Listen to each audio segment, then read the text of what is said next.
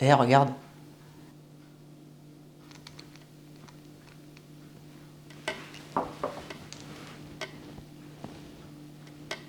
Ah, regarde. Oh putain. Oh la trouille.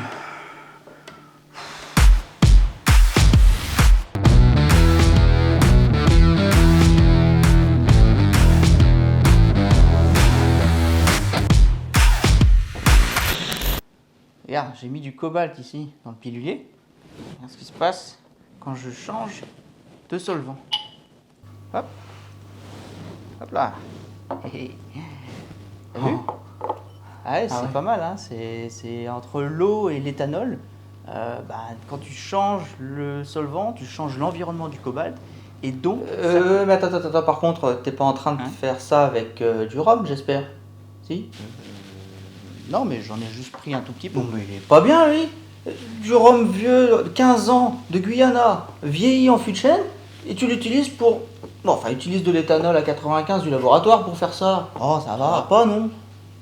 Tiens, regarde qui arrive là. Salut les gars. Salut. Je suis bien content de vous revoir. Alors, comment ça va avec vous deux? Nickel. Ah, super, ouais. Moi, je fais mes petites manips là. Lui, il picole toute la journée, normal. Oh. Et toi, tu reviens de voyage donc? Ouais, j'étais en voyage, ouais. Tu nous as ramené pas mal de photos? Oh, plein, vous pouvez pas imaginer, c'était... Je ramène plein de photos, de vidéos, j'ai vraiment hâte de vous partager tout ça. Ah, super. Nous, on demande que ça. Hein. Ah ouais, grave. Ouais, et moi j'avoue que là j'ai hâte de boire un coup, et peut-être bien même de voir tes molécules aussi. Ah, c'est ça qui est bien, hein, finalement, entre nous trois. Chacun apporte son petit truc aux autres pour faire découvrir pas mal de choses, tu vois. C'est Des bons rhums. hein, pour la curiosité. Hein, c'est bien. Carrément. Par contre, j'ai pas l'impression qu'il y ait beaucoup de liens entre tout ça. Bah, par exemple, c'est quoi le lien entre la chimie et le voyage?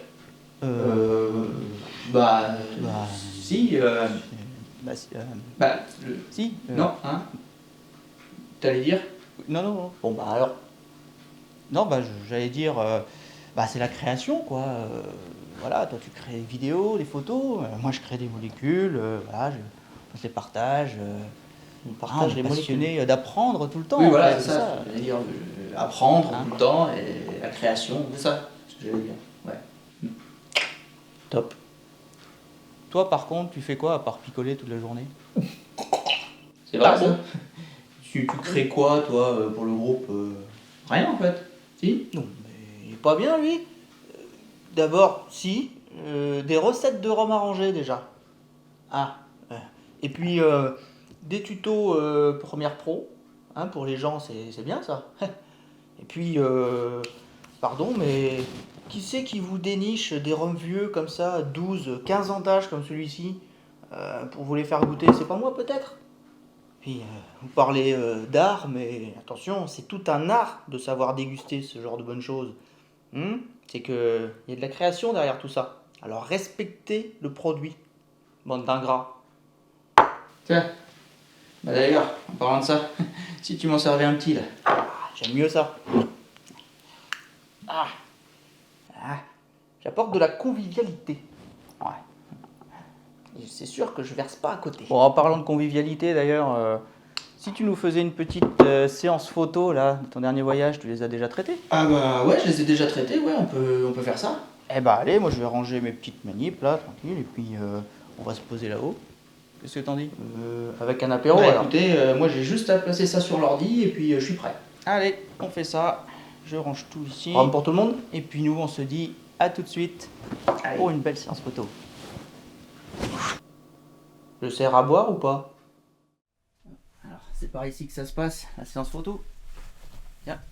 Salut. Et attendez les gars, j'ai un tuto à faire. Pour mes abonnés, et oui, car vous avez été nombreux à me laisser des commentaires sur ma vidéo Comment créer son double, vidéo dans laquelle j'expliquais comment synchroniser deux personnages. Mais vous avez voulu que je revienne un petit peu plus sur le process que je suis sur le logiciel pour pouvoir arriver à faire cela en un temps record. Donc c'est parti, on va voir ça tout de suite, toutes les étapes que je suis pour arriver à synchroniser, cette fois-ci non pas deux, mais vous l'aurez compris, 3 personnages.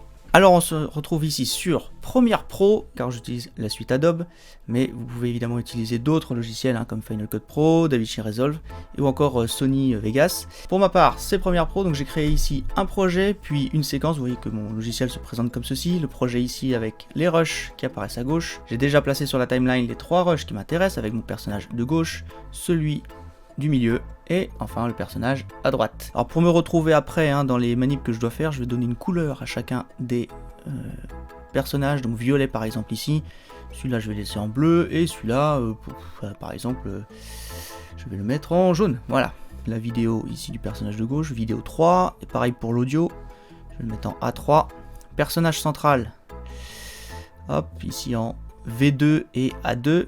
Vous voyez déjà que la durée n'est pas la même, donc j'ai certainement pas réalisé une bonne synchronisation entre les personnages, je vais devoir corriger ça. Et enfin le troisième personnage ici en V1 et A1, voilà. Première chose, faire apparaître les 3 personnages en même temps, pour cela je vais utiliser le masque de fusion. Concernant l'utilisation du masque de fusion d'ailleurs, j'ai réalisé une première vidéo, un tuto Indijo sur le masque de fusion, n'hésitez pas à aller la voir pour savoir comment cela fonctionne. Je vous mets le lien ici, hop, juste au-dessus de ma tête. Je crée donc mon premier masque de fusion autour de mon personnage de gauche. Je vais donc masquer le reste de la vidéo, au milieu et à droite, et ainsi faire apparaître mon deuxième personnage, celui qui est sur la vidéo numéro 2.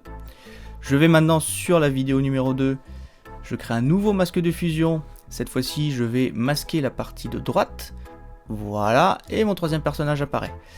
On voit un petit changement de couleur ici entre les deux plans, donc je vais faire un contour progressif du masque. Sans. Je vérifie qu'il n'y a pas d'accro, qu'il n'y ait pas un bras qui soit coupé. Non, tout va bien. Par contre ici, vous voyez sur la vidéo centrale, il y avait un élément là que je dois enlever. C'était un écran d'ordinateur. Donc je vais changer ici sur le masque quelques points pour faire disparaître cet élément. Voilà. Et comme ceci. Ça me paraît pas mal. Maintenant, il va falloir vérifier que les personnages sont bien synchronisés. Bien entendu, ce ne sera pas le cas. Donc il va falloir que je fasse quelques modifications. Il va falloir que je fasse des coupes dans la piste audio. Donc avant cela, je vais d'abord vérifier que l'audio est de bonne qualité. Et puis, pardon, mais qui c'est qui vous déniche des ROM vieux comme ça?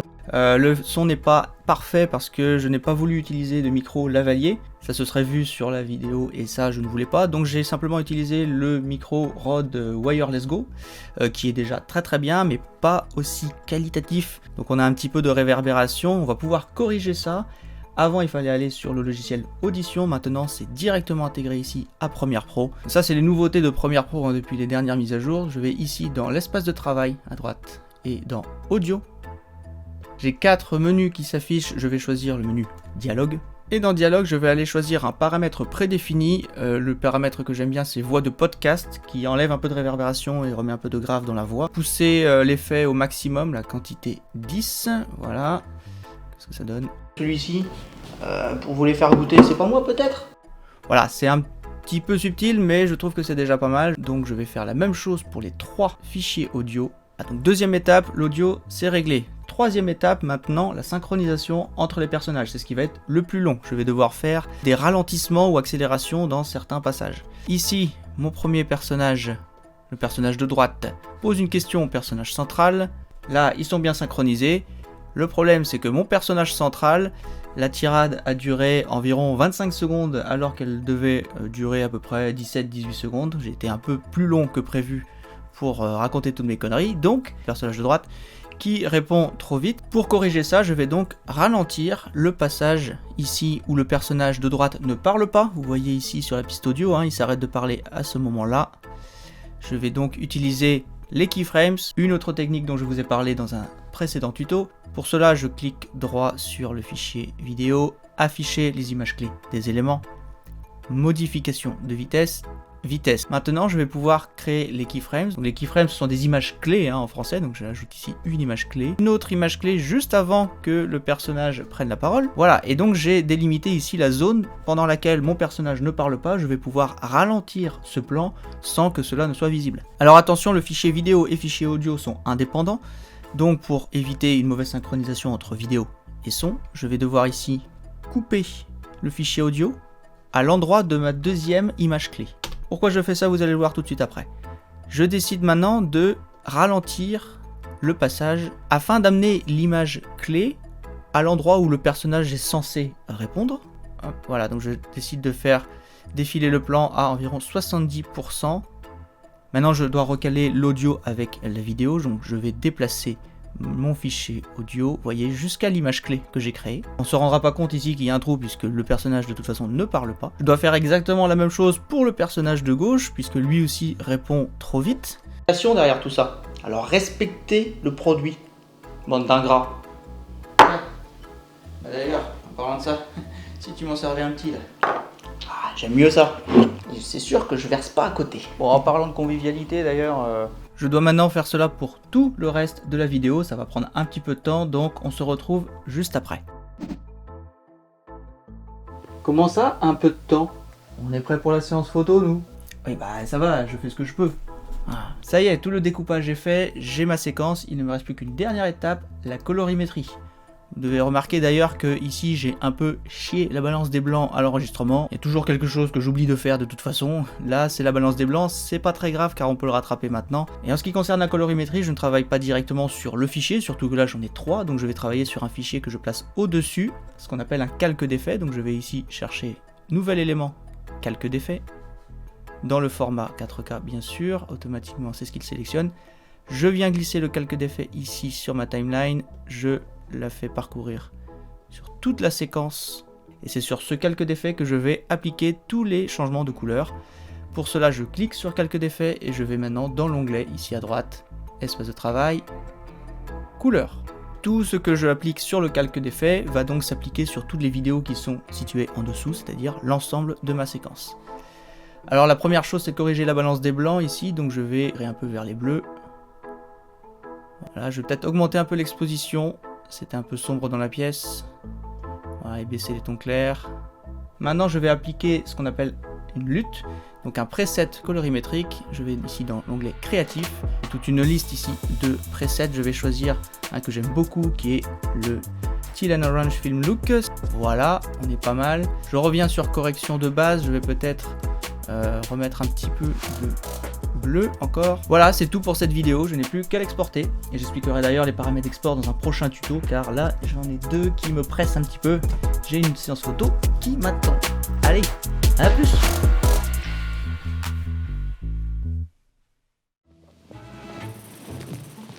Ah, et ça c'est après le coucher du soleil, sur le ponton, vous savez, là où il y a tous les pêcheurs. Alors j'ai essayé à l'heure bleue là, de faire un petit effet avec l'eau, les nuages. C'est pas mal, hein?